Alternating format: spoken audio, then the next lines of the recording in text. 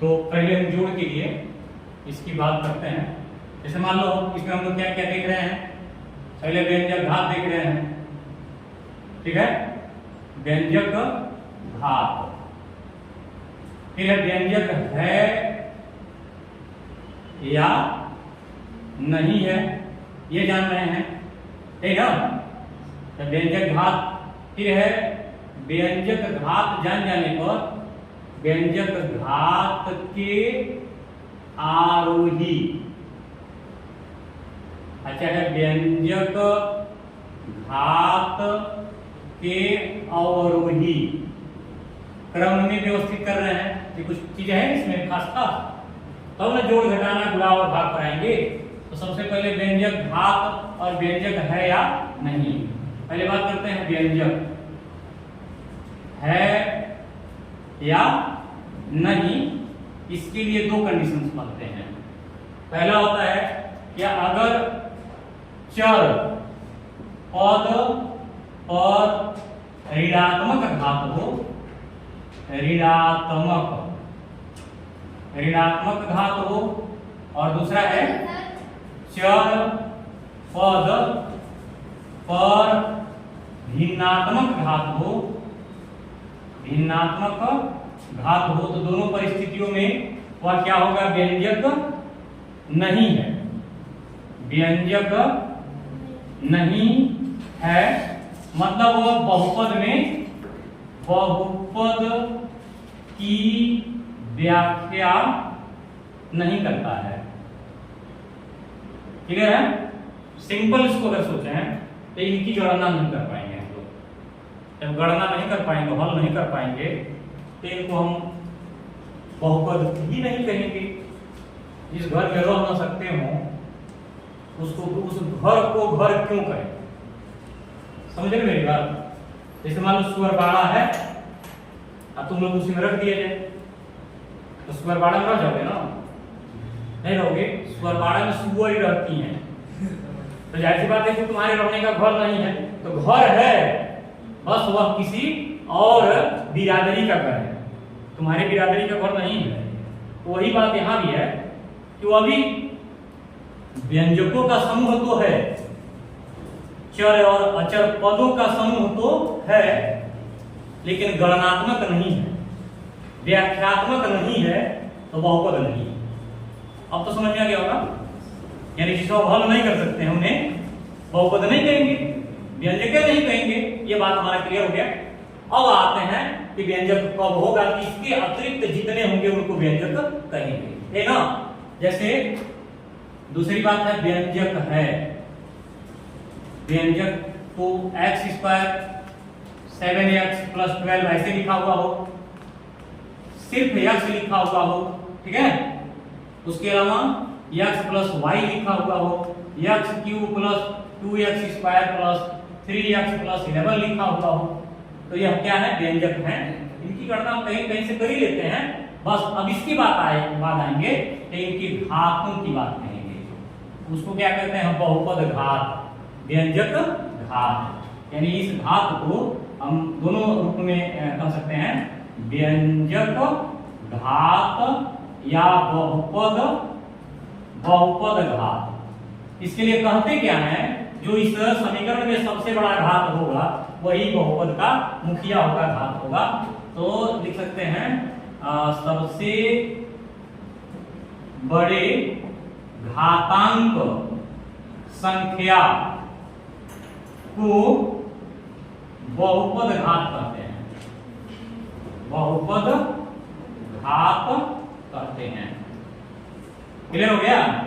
जैसे इसमें हमको देखना हो तो इनका बहुपद घात कितना हो जाएगा, कितना बड़ा दिख रहा है? जैसे इसमें घात है, शून्य घात है, तो 2 बड़ा घात है ना, और 2 हो जाएगा। इसमें कई घात दिख रहा है, जड़ जमा एक है, इसमें दोनों के पास एक घात है, तो कौन होगा, चाहे इसका ले लो चाहे इसका ले लो, तो इसका एक घात होगा। ये पूरे बहुपद में किसका कितना घात बढ़ जाता है, किसका 3 है, इसकी संख्या हो जाएगी 3। अर्थात इस तरीके से हम लोग घातों की गणना कर लेते हैं। अब इसके बाद हमको जोड़ने, घटाने, गुणा करने और भाग करने में जब लाना पड़ता है, तो पहले हम जोड़ की बात करें तो जोड़ में समपद, जोड़ के लिए क्या जरूरी है, पद, सम पद होते क्या है? जैसे ये एक्स स्क्वायर है तो उसके बाद दूसरा भी 2x square, 3x square, 4x square, वो भी स्क्वायर वाला ही होना चाहिए।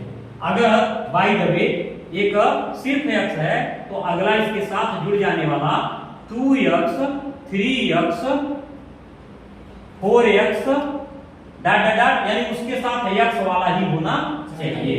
अगर इसके साथ कोई 3 घात वाला है, 3x पर 3 घात, तो उसके साथ जब ऐड करना होगा तो वह 4x पर 3 घात वाला, x पर 3 घात वाला, 1/2x पर 3 घात वाला, यानी x पर घात 3 वाला ही चाहिए।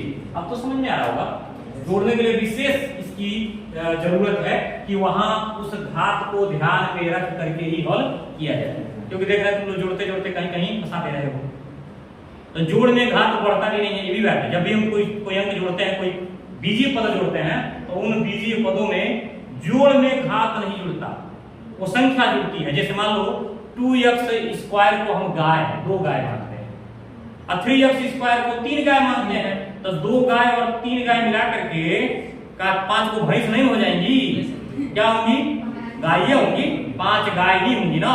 तुम लोग घात देख रहे हैं, 4 घात बना दे रहे हो, पता नहीं कहां से आ जा रहा है कि 2x square plus 3x square is equal to 5x पर 4 घात। ये कैसे होगा? ये कहां से होगा?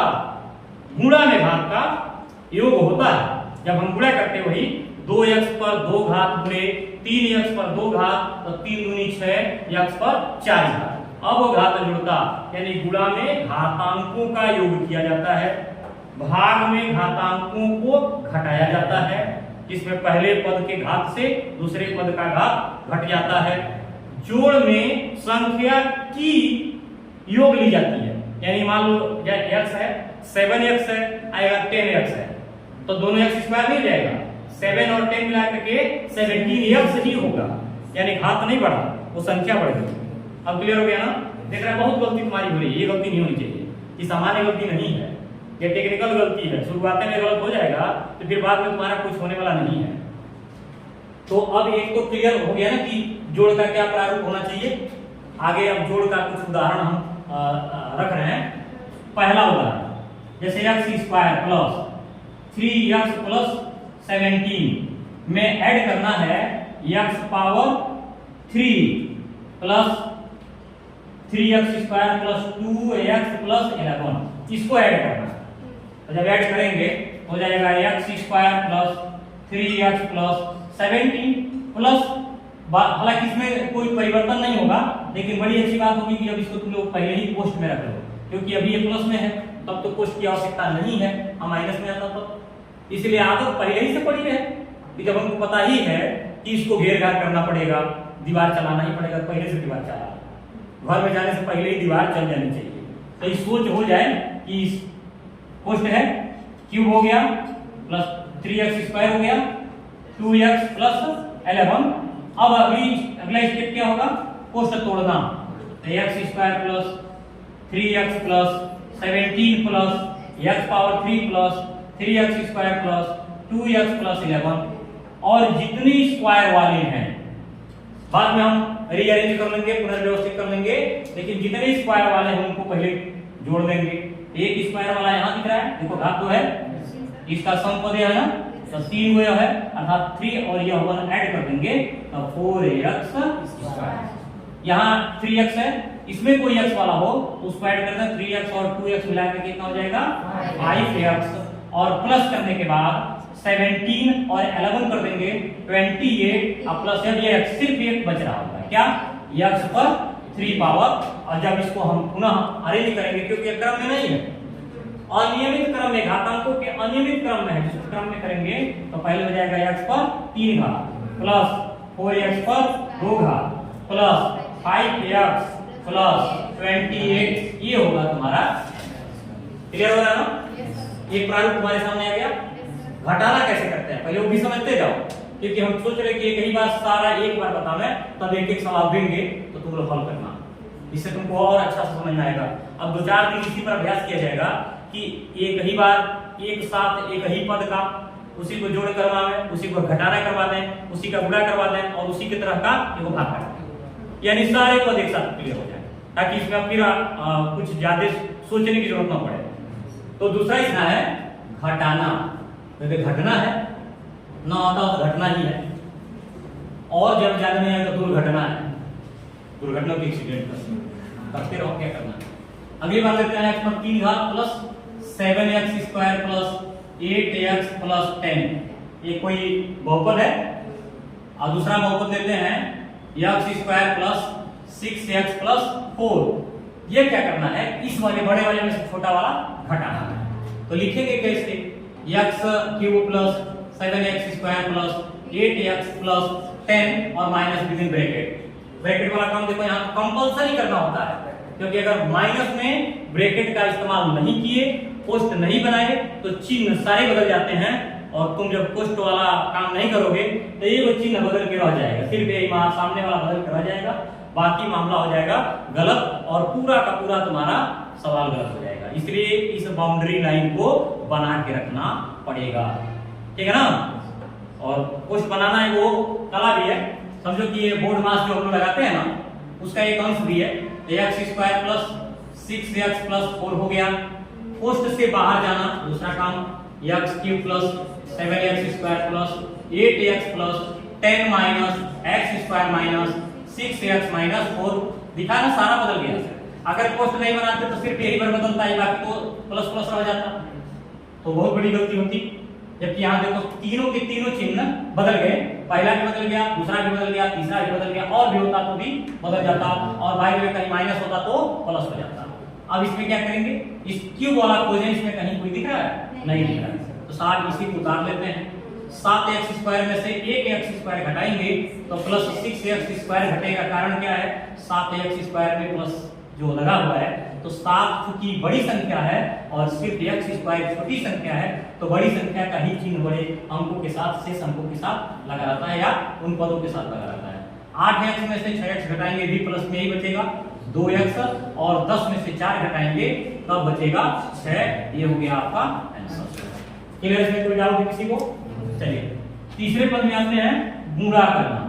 तो गुणा करना मुझे लग रहा है इन्हीं की गुणा करा देते हैं, ये x cube plus 7x square plus 8x plus 10, और इनका गुणा करने के लिए x square plus 6x plus 4, यह स्तंभ विधि से गुणा कर रहे हैं, नहीं तो हम चाहते तो समांतर विधि से भी हल कर लेते। ये कॉलम विधि कहलाता है, क्योंकि हम ऐसे लिखते हैं तो थोड़ा सा गुणा की तरह दिखने लगता है, नहीं तो हम अगर जब सीख लोगे ना तुम लोग, तो इसे लाइन में लिखोगे और गुणा ऑटोमेटिक कर लोगे, क्योंकि बार बार तुमको इसका पूरे में, इसका इस पूरे में, इसका इस पूरे में गुणा करना, तो कहीं भी रख के गुणा कर लोगे। लेकिन ये तो चूंकि जब शुरुआत होता है तो इसी विधि का प्रयोग करना चाहिए। इसका यहाँ गुणा करते हैं। अब आगे जो तुम लोग हाथ जोड़ रहे थे, इसका इसमें गुणा करेंगे तो x पर क्या घात बनेगा, 5। बोले थे ना कि x square into x power 3 is equal to, ये 2x पर 5 नहीं होगा, या ये कहीं एक है, यानी एक का एक गुणा करेंगे तो एक ही रहेगा, तो एक दिखाते तो है नहीं, और x पर 2 धन 3 करते हैं तो x पर हो जाता है 5 घात, मैंने लिखा है। इसका यहाँ गुणा करेंगे तो 7 रहेगा ही, क्योंकि इसके आगे कुछ नहीं है, तो 1 है, तो 7 x पर क्या घात होगा, फिर इसका इसमें गुणा करेंगे तो हो जाएगा 8x पर क्या घात होगा, इसका इसमें गुणा करेंगे तो हो जाएगा 10x पर कितना घात, जो इसका है, फिर इसका इसमें गुणा करेंगे तो यह 4 घात वाला जो संपद मैं बताया था कि समान पद जहां होगा तो कब होगा, जब x पर 4 घात होगा, तो उसके नीचे वाला जब x पर 4 घात वाला दिखेगा वही उसका समान पद है। इन अंकों से समान पद नहीं बनता, घातों से समान पद बनता है। तो यहाँ हम 6 का इसमें गुणा करेंगे तो 6 और 3 घात और 1 घात जोड़ करके कितना होगा, 4 घात। इसका इसमें गुणा करेंगे तो 7 छके 42 होगा ना। अच्छा चलो ठीक, कंफ्यूज नहीं करते, नहीं कंफ्यूज कर ही देते तुमको। 42 और यहाँ प्लस लगा हुआ है, क्योंकि इसके आगे प्लस है, तो x पर क्या घात बनता, 2 घात यहाँ, 1 घात और 3 घात। अब इसका इसमें गुणा करेंगे तो 6 8 48, क्योंकि x का गुणा करते हैं तो x पर 2 घात, और इसका गुणा करेंगे तो हो जाएगा 60 ही सिर्फ x।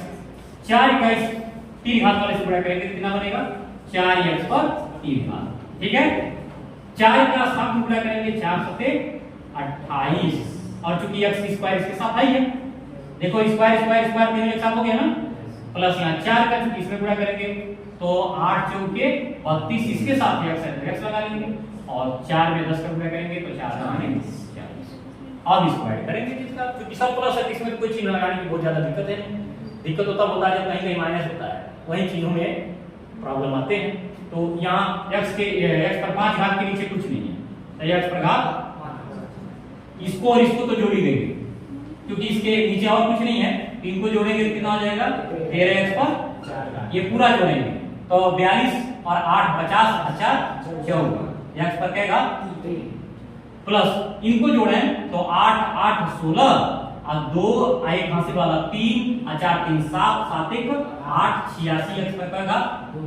फिर यहाँ 60 और 30 जोड़ेंगे तो 92 हो जाएगा, x प्लस 40। ये हमको मिला आंसर का, यानी गुणनफल ये प्राप्त हो गया इन दो बड़ी संख्याओं का। ठीक, क्लियर हो गया होगा। भाग मारते हैं इसको, भाई भाग मारते नहीं है, मारेंगे तो तुम लोग खुद भाग जाओगे। यहाँ भाग करना है, भाग मारना नहीं है। तो भाग वाले इसी को ले रहे हैं, फिर छोटे पद में होगा, बड़ा दिख रहा है लेकिन इसका आंसर छोटा आएगा। नहीं तो जानते हो ना, जब छोटा हम लेते हैं तो बड़ा आंसर आ जाता है, और जब बड़ा लेंगे तो छोटा आंसर आएगा। जैसे x पर 3 घात, 7x पर के घात 2 घात, 8x प्लस 10 है ना, यहाँ हो गया x square plus 6x plus 4। इसको इसके बराबर करना, बाकी कितना होता है उससे कोई दिक्कत नहीं है, उसको ज्यादा छेड़छाड़ करने की आवश्यकता नहीं है। हमको पहले से पहले की तुलना करनी है। तो यहाँ पर 2 घात है, हमको 3 घात बनाना है, एक और x लाएंगे। तो जब लाएंगे तो इसके भागफल पक्ष में रखेंगे, तो भागफल पक्ष से इसका गुणा करेंगे ना, तो क्या होगा x पर 3 घात। अब यह चूंकि गुणा यहाँ की इसके बराबर किए नहीं, किसको छोड़ेंगे, इनको छोड़ेंगे नहीं, इनको भी गुणा करेंगे। तो x में इसका गुणा किए कितना हो गया 6x पर 2 घात, इसका यहाँ गुणा किए तो हो गया 4x। अब भाग में होता क्या है, घटाना करना होता है, यानी जैसे गुणा में देखो जोड़ते गए ना, सब जोड़े, भाग में इसका रूप होता है घटाने का।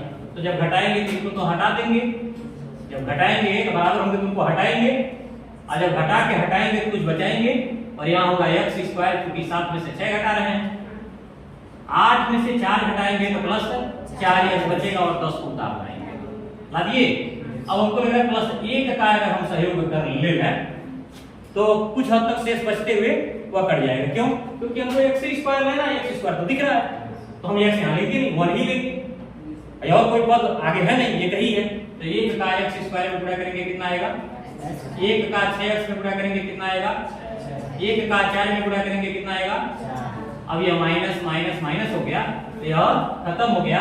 6 में से 4 उल्टा कटेगा, क्योंकि 6 बड़ा पद है, घट रहा है तो बचेगा -2, या 4 में से जब 10 घटाओगे तो 10 में से 4 घटाओगे तो यहाँ आएगा +6। यही इसका शेष फल बच जाएगा, यह इसका भाग फल आ जाएगा। अब देखोगे कितना बड़ा भाग हमको दिए, आंसर आया इतना छोटा। अच्छा, छोटा छोटा भाग हमको दे रहे हैं तो बड़ा बड़ा आंसर आ रहा है। ठीक है, तो ये रहा मैंने पूरा हल का प्रारूप था, घटाना, पहले जोड़, फिर घटाना, फिर गुणा, फिर भाग। अब एक एक करके दे रहा हूँ, और उसको एक ही पद में एक ही पद से सबको हल करना है, यानी उसी का जोड़ करना है, उसी का घटाना करना है, उसी का गुणा करना है, और उसी का भाग करना है। ठीक है।